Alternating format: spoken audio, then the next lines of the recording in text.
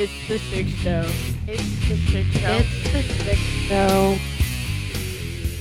Hey, welcome everybody. Hey, today I've been thinking a lot about the meaning in life. The what is life about? What are we trying to accomplish? And it's not like it's a new thought. It's something I've thought about quite a bit.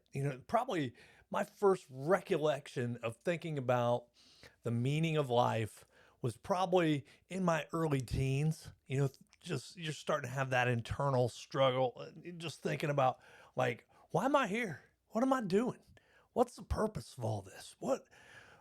Who am I? All those fun things we think about as a kid and a young person that is really struggling to fit in, struggling to find out why we are on this planet. Why are we in this place and time? Why are we, with this group of people or, in this environment, whatever it might be?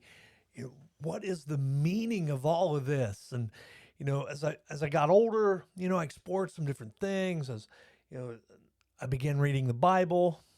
God himself knows I didn't finish that. That wasn't going to happen. I sought out some guidance from other people in my life. I talked a lot to my Aunt Carol and Uncle Bob at that time, my Uncle Fred and my mom, my brothers, just different people reaching out, trying to figure out what is the meaning of life. And it was really interesting to me just how different that sounded from many, many different people. It was really interesting to me to see how different people approached the meaning of life. You know, I don't know that it was until college that, I was 36, maybe even 37, 38, when I took like a psychology class, a sociology class, and really started focusing on psych and counseling and just getting a better understanding of how people think, what motivates them, what pushes them forward, what holds them back. The different effects that things have on people. And I was introduced to a guy named Vikto Frankl, and you know, he is an Auschwitz survivor, someone who really dug into meaning in life. And it's something we all want. We continue to seek it. Meaning drives us absolutely out of our minds at times. It drives us into our minds. Is so interesting. But Frankel, while a prisoner in Auschwitz, tells of a time when he spoke to a group of men he was imprisoned with. He said, "Then I spoke of the many opportunities of giving life a meaning. I told my comrades that human life, under any circumstances, has meaning. I said that someone looks down on each of us in difficult hours, whether that be a friend, a wife, somebody alive or dead, or God, or a God. And he would not expect us to disappoint him.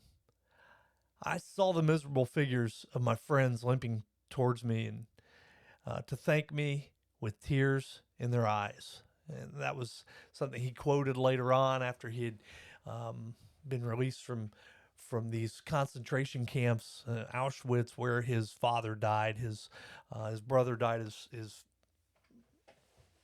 family was swept up in that atrocity. And you know through that, meaning provides purpose.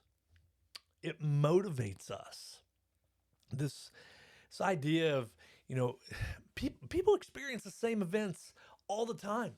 That's what I mean by, like, all those people that I reached out to: aunts, uncles, brothers, mom, dad, friends, friends, parents. Gosh, man, so many friends' parents were so helpful to me, looking out and seeing what they were doing. And I've always had this curiosity for life, curiosity for meaning, curiosity for, what else can we do as human beings? How far can we push it? How much can we accomplish with what we're given, and breaking the chains of those environments? And so People experience many of the same events all the time, and but these same events, they they may mean different things to different people. The same events. We could be standing next to one another and the same event happened. A car crash,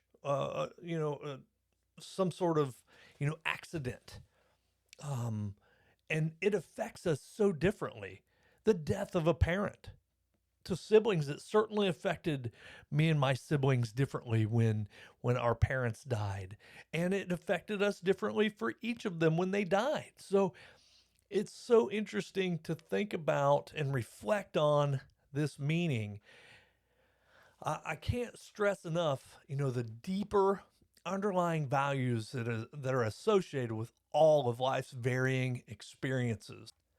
Viktor Frankl identified three main ways of realizing meaning in life.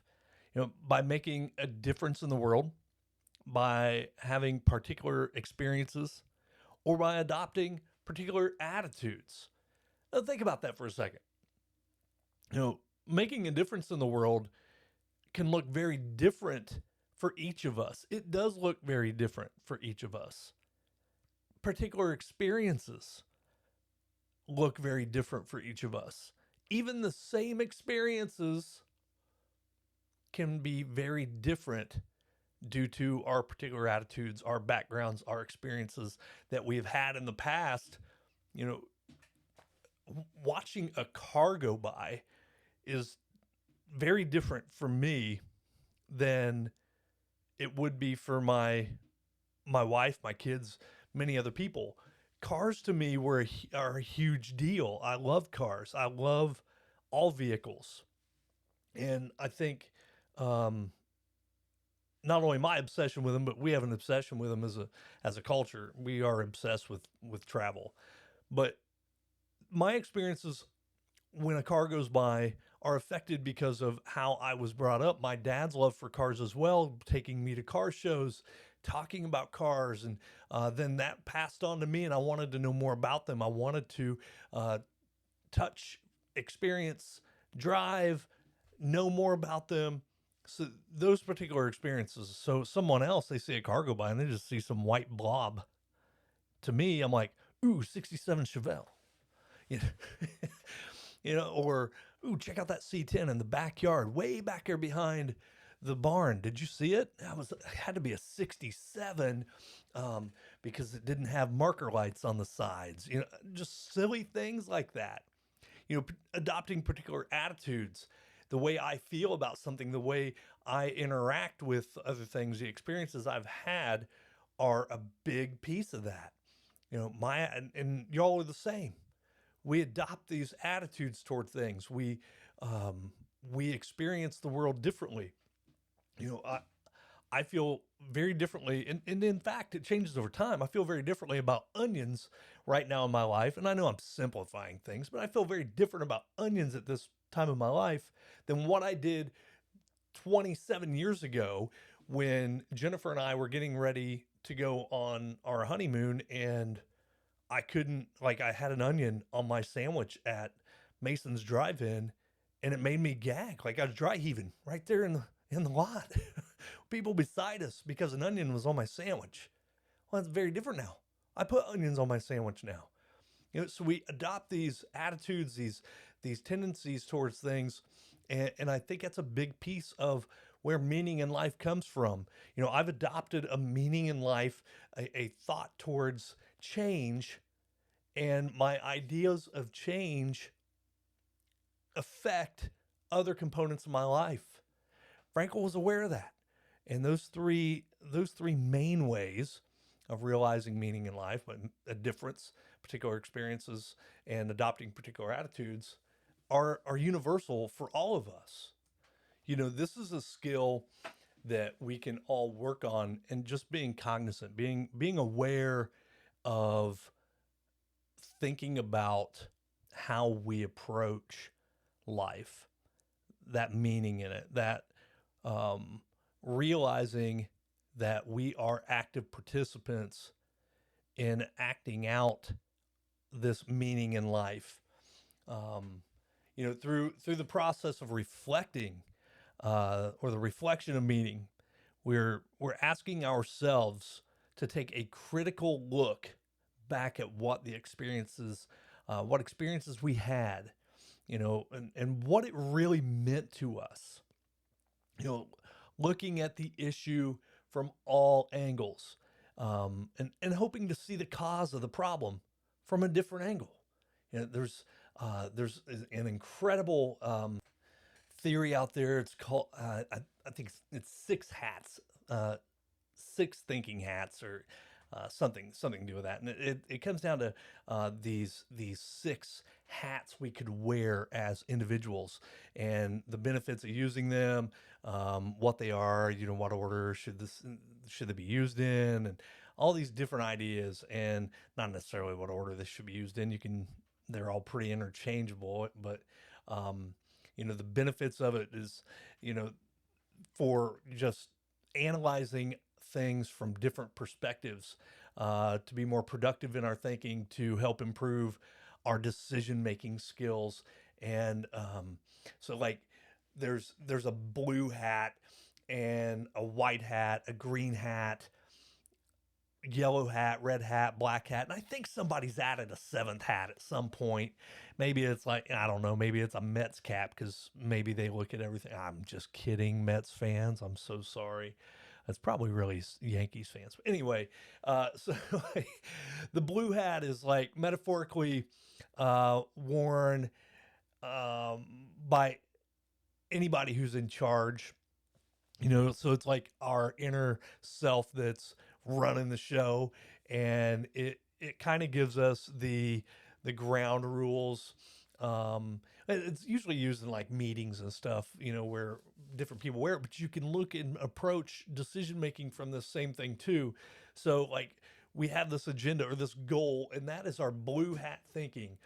A white hat is used at the beginning and end of these discussions within ourselves or within groups, to think about facts. It's the white hat is just the facts, ma'am. The detective, I can't, was that Detective Friday? People a little bit older than me will probably get that. People younger than me are like, who the hell is Detective Friday?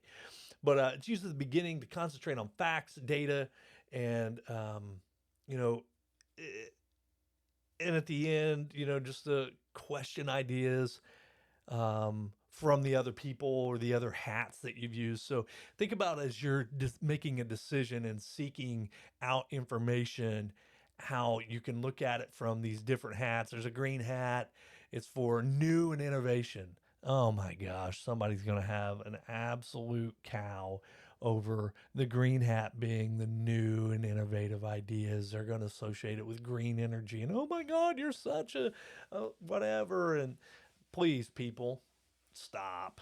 Just stop.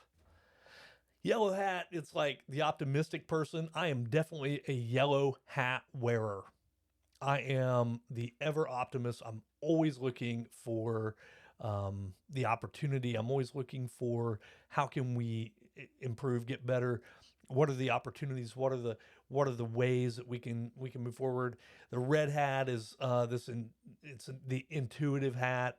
Feelings and emotions can be expressed. Um, so red hat is emotional.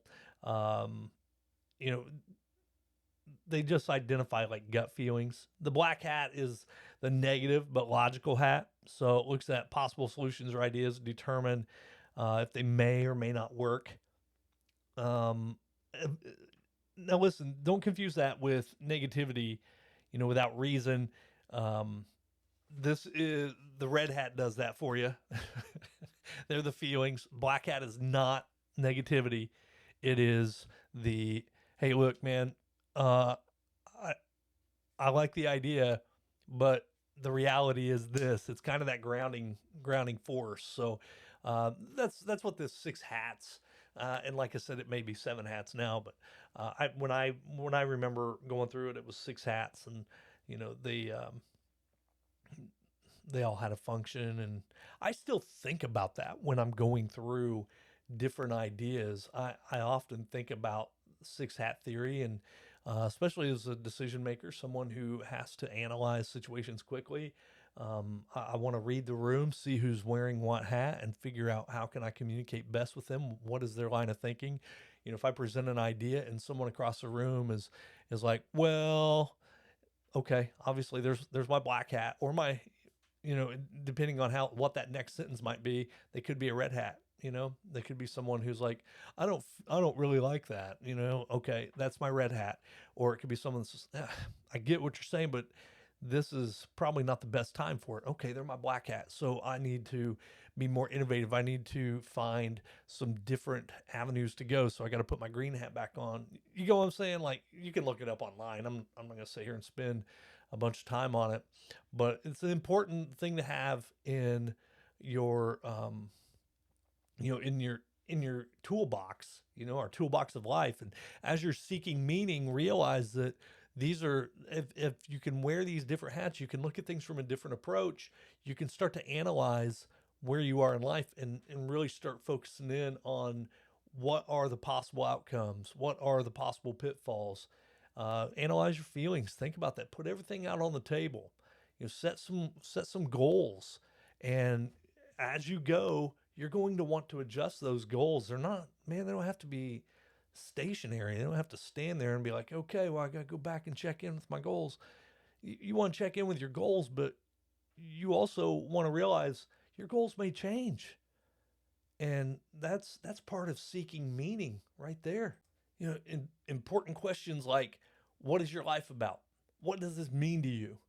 Those are important factors in seeking that purpose of meaning.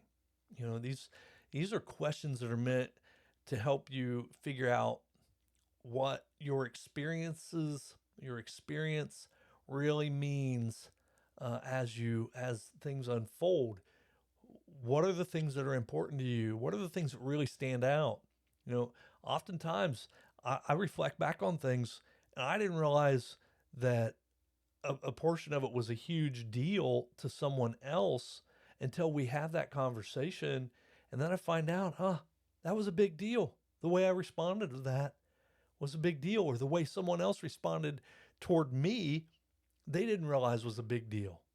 But until we communicate that, we're going to really be struggling to continue that, that seeking, that purpose, that, trying to find our best selves, our best lives. And, if you can find a why through that exploration of meaning, then you'll often find how or why to achieve your objectives. You can move your purpose, your your purpose forward.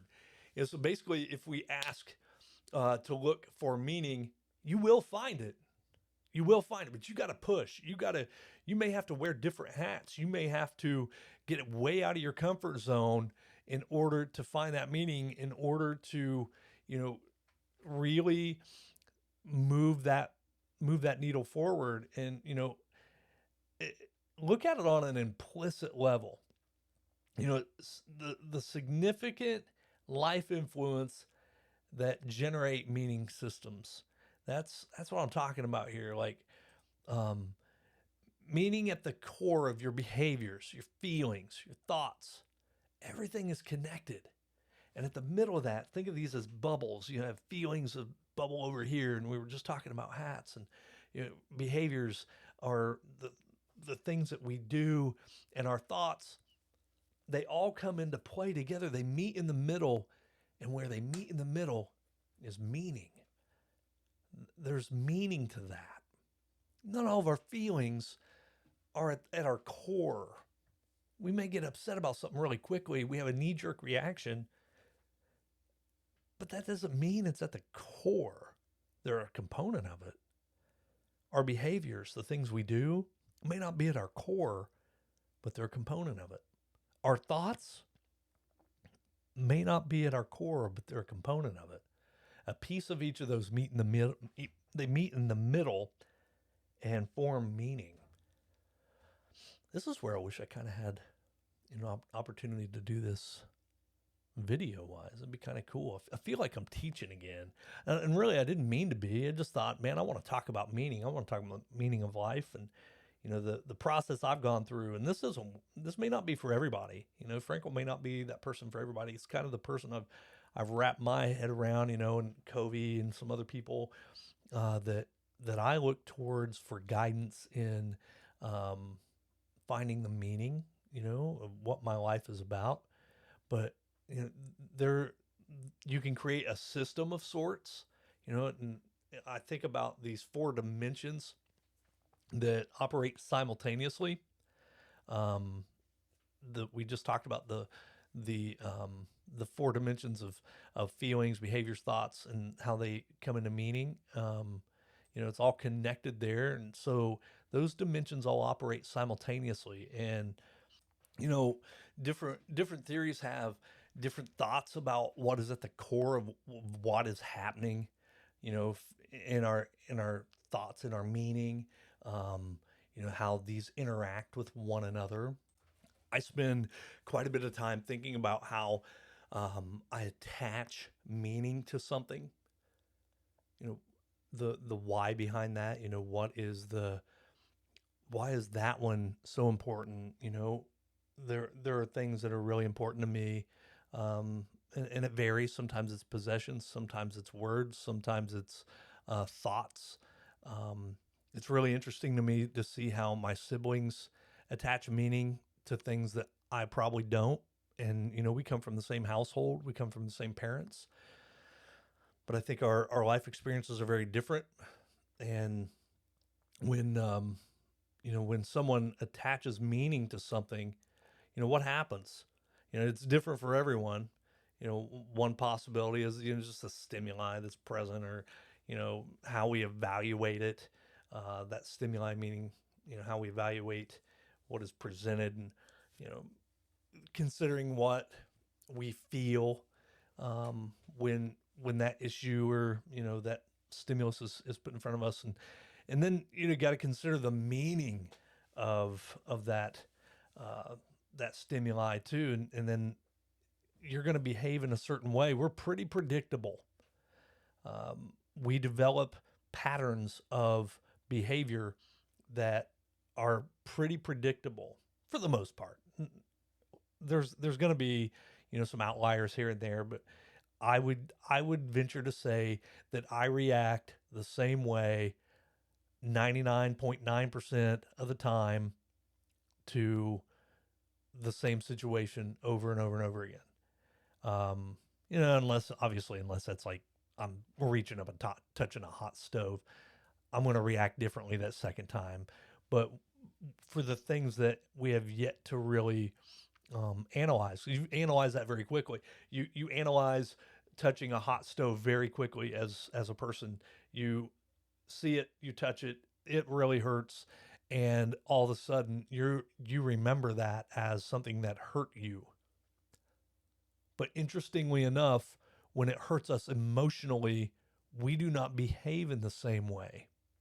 It takes some time for us to create that avoidance of that hurt again. Interestingly enough, think about victims of domestic abuse, or other things, and it doesn't just have to be that, but that's what comes to mind. Is they continually go back, and even though the stove is hot, our brain doesn't make that adjustment. And I'm not just picking them out as one thing, but it's the one thing that comes to mind. I think for most of us that speaks volumes too. So you think about how do we manage our emotions and our meaning to life, our meaning of life, and how do we react to those things that hurt us mentally versus physically? I'm not interested in getting in another car wreck. That doesn't mean I avoid getting in the car, but there are some things I do avoid. I'll be honest, man. Going out and riding on a motorcycle is not as appealing as it once was. And part of that is due to the number of close calls I've had in life, and that I'm not interested in experiencing another close call. because I may be out of close calls. Um, so that's one of those where my brother loves to go out and ride his motorcycle. Um, man, I spent a lot of time doing really dumb stuff on motorcycles, and it honestly it's affected me in a way now that I'm older and I've had a couple of major accidents with, broken neck and one, and a broken back and another, and then whiplash and a third. I'm not crazy about putting myself out there like that anymore. And hell, at one time I thought I was safer on a motorcycle when I was in a car. Maybe I was. Hell, I never had any broken bones on a motorcycle. Maybe I'm just looking at it wrong. Who knows? But, again, this is one way we attach meaning. And, different theorists have different hypotheses on how this all happens. And I'm just kind of touching the surface here of how I go about where I get meaning. And, you know, born with it, family influence, cultural influence, personal likes, desires, friends. Uh, yeah, we get meaning from all of those places, and it's completely individual. Man, I think I'm asking more questions as I go through this than I'm really getting answers for. And I apologize for somebody listening, but man, if you are somebody listening and you're like, God, I really never thought about this deeply, well, good for you. Because this is, I think it's important that we think about it deeply, and that we really put a lot of thought into our lives instead of just living it. You know, uh, there's meaning here. This past week, very fortunate that I have created some relationships with people, and a good friend Dan Grill is the assistant girls basketball coach at Madison High School, and Dan and Coach Block brought over the Madison girls basketball team to play at Indiana Wesleyan. It's about 20 minutes from me. And he didn't know how far Marion was from my house. He just kind of, figured it was close. So he reached out to me and he's like, hey, man, we're going to be up at IWU this weekend. You want to come watch? And I'm like, heck yeah, dude. That's only like 25 minutes from my house. I'll be there. Just tell me what times. So he gave me a few times, and I went over there and I got to see some of my former students, and got to see Dan. And man, I've talked about Dan before on this show and how important he's been in my growth as a person. And so it was great seeing him, and just having a chance to chit chat, gave him a big hug. And then I got to see some of my former students, and I had a parent, got a picture with him, and had a parent reach out to me, parent of one of these students. And I'm not going to name names here, but she says she was so excited to tell me she got to see you and how it was the absolute best part of the day. She didn't even tell me anything about her games. And this parent says, thank you for always being in her corner. She really looks up to you. Best wishes. And that made my heart smile. Makes my heart smile right now thinking about it and reading it. There's meaning there. I'm not sure what it is yet, but there's meaning there. And we have to ask ourselves to explore the meaning of something that helps get us to explore the impacts, not just on our lives, but the lives of others. We have to ask those questions. Why is it that parent felt compelled to send that to me after her daughter shared that she was so happy, and it was a big deal to her to see me and just say hi and know that I cared enough a couple of years later to come witness this group of girls playing basketball. And Dan and I spent 3 years together as a principal, and I was his assistant, and along with David Horvath. And it wasn't a big span of time, but it was really meaningful time. It was very thoughtful, very very important time in my life, and I hope it was for him and the others. Obviously, it was for someone else. And there's meaning in that. I'm not sure what it is yet, but I want to continue to seek it. And, we don't discuss meaning openly. So me sitting here, I'm literally sitting in front of a mic, having a conversation with you without feedback. I guess I could just get a run, diarrhea of the mouth again. But, we don't discuss meaning openly. So we have to ask ourselves certain questions to get ourselves to go there. We have to be very explicit with that. We have to be intentional, to get ourselves to openly talk about or explore our thoughts and feelings. You know, we use a lot of micro skills, just I'm looking around my room and there's a lot of different things that have meaning to me in here. My thoughts are running pretty wild, to be honest. And just thinking about meaning throughout this entire, we're 30 minutes in here, roughly. And I, I feel a little bit more confused almost, to tell you the truth. And, through storytelling, it's helping me explore that impact of certain experiences, certain issues, questions that I'm asking, vocally and internally, are directed towards discovering meaning. Like, what does this mean? What values do you have? What sense does this make to you? Et cetera, et cetera. Those are all important questions we need to ask ourselves, and we should be asking others. We should not be afraid to openly have these discussions.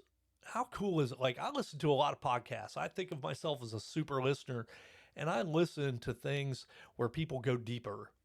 I want to know how people react in this world and reflect on their own experiences. So reflecting is just such a key piece. It's just a valuable piece. You know, thinking of some key words here like meaning, value, reasons, intent, cause, and how do we be intentional with all these things in our own life, and then push that out into the ether to ask these specific questions of reflection of meaning. It's simple. It's really not that hard. Now I'm just sitting here thinking about it. What does this mean to you? How hard is that? As a teacher, I ask that question. What does this mean to you? What sense do you make of that? As a dean, I would ask questions like, why do you think you did that? Why do you think you responded that way? Looking for the values, and why is that important? If somebody was hurt, or upset, I wanted to find out why it was so important to them, or unimportant, but mostly people get upset because it's important to them. If somebody, if somebody takes your backpack and plays a joke on you or whatever, they're just jacking around, but it really gets you upset. What has happened that makes you react that way? If you're aware of it, you can change meaning. You can alter the direction of your life, ultimately. Now, I'd always ask, could you give me some examples of, some things that are important in their lives, and, how are those, how have they used those ideas to, implement them in their lives? And I was always asking students those questions. I wanted them to think deeper, and I'd always ask, what are some reasons you think that happened? I don't know. I guess those are the parts I do miss of being an educator, is getting to explore this piece of my life, and to really help others identify meaning in their life, and to push them in that direction. Big question is always why. If used carefully, asking a question, why'd you do that? That's kind of a quick way to put somebody on the defensive. But if you ask it a little bit more gently, if you kind of mask it a little bit and say, thinking about what just happened, which part of that was important to you? That's the same thing as asking why. Which part of that was important to you? Which part of your reaction was important to you? Why'd you do that? Same question. I think about, as a father, what I want to pass on to my family. That's a big deal to me. It's my why here. I've talked about that many a times in my podcast, the why of what I'm doing. You know, you could say, when in your life did you find meaning, or when in your life did you find something that was just awe inspiring? How have you resolved this? If there was a big issue that come along, what did you do to change that? And, what significant life events have shaped your beliefs about life? Some people, we had Pastor Troy on here. It was talking about, his early alcoholism changing his life when his wife left him. And at first he thought, oh man, this is great. And he found out very quickly how alone he was and how much he missed being a father, how much of he was repeating the pattern that he experienced by allowing alcoholism to take over his life. Other people have expressed that, Travis with addiction, and others have expressed that as well. And I hate always going here, but you just think about those early childhood memories and when you first identified, who you were, when you started thinking about that. And I started off this podcast thinking about who I am as a person. And when I started asking those questions of what my meaning in life is, was pretty early on. No doubt in my mind, it was probably 6th or 7th grade, which for some you're like, oh God, I was doing it at 5. Well, I probably wasn't. I don't think I really started exploring that until, I was a teenager and really thinking about,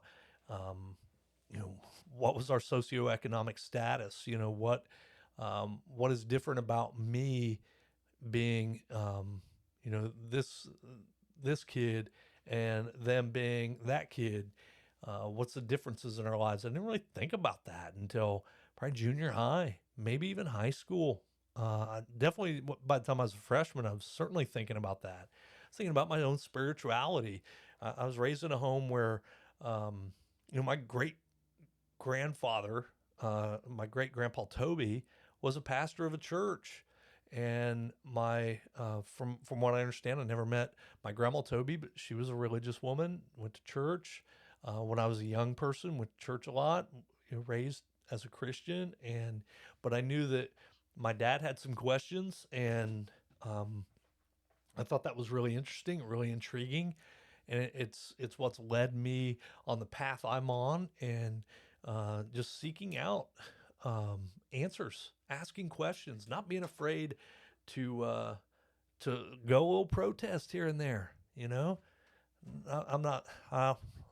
I'm probably not a Martin Luther. I'm not going to tack a bunch of stuff up on the church door and raise that kind of hell. But for sure, I'm not afraid to ask questions.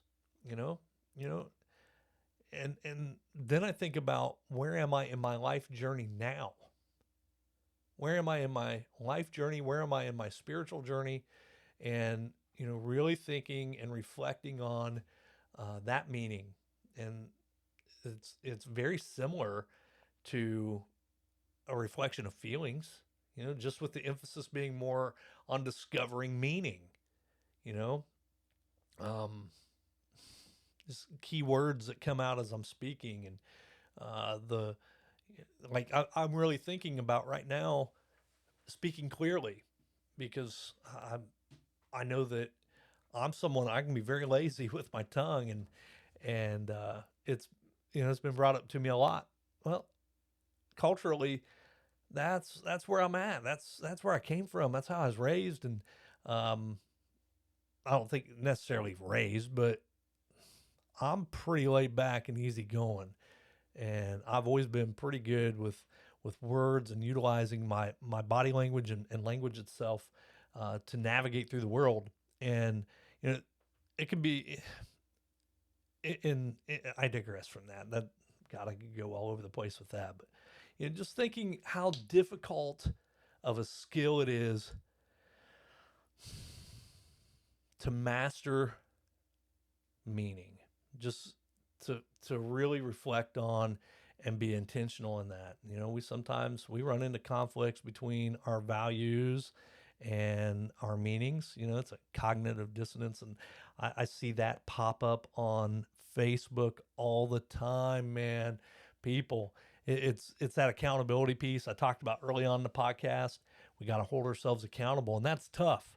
If you're not out there intentionally seeking meaning, if you're not out there intentionally evaluating, reflecting on meaning in life, of your own life, and holding yourself to those same accountability standards that you're pushing out there for other people, you can certainly start experiencing a lot of cognitive dissonance and just conflicts between your value message and the meaning in your own life, and in your own path. And that's a it's an easy trap to fall into for sure.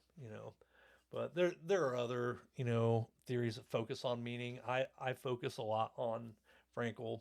I think about that a lot. I did some deep digs when I was in college, and boy, it's a definitely a perishable skill. Something that we lose touch with.